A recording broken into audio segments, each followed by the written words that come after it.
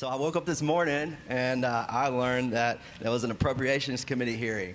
I'm not on appropriations, so I usually just see the budget at the end. But turns out that that's where the Democrats have chosen to route the referendum language that would both fund the special election they're trying to rush through and also set the date of the special election that they're trying to hold as quickly as possible. So let's look at what they did in HB 1384. They were able to rush through without filing an agenda for the public to look at and review. They had a short public hearing opportunity to speak, but on what? Nobody had any notice, and nobody even saw what the language was going to be. They've allocated $5 million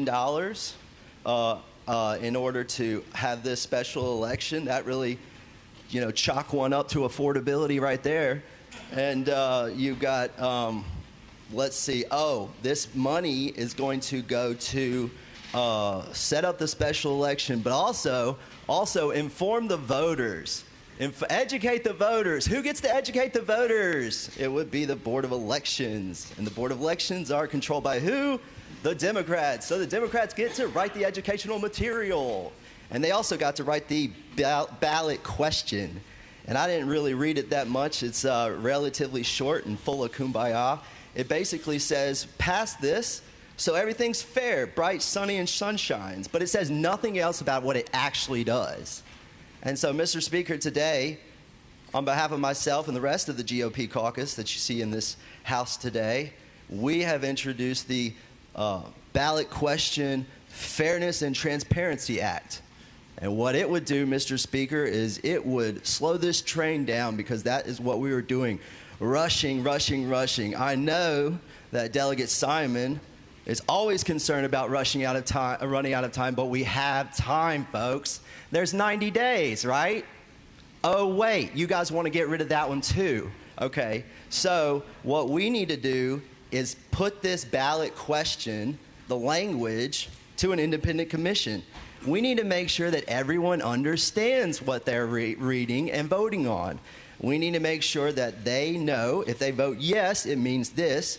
If they vote no, it means this. That is why my bill sets up a 9-member independent commission that would draft that language and then submit it to the Board of Elections in order to process the regular old timeline. It meets the 90-day rule, and it also gives a 10-day buffer before the ballots would need to be printed. I've tried to figure out everything you could possibly argue against, because I know you hate transparency. You want to run this through as fast as possible.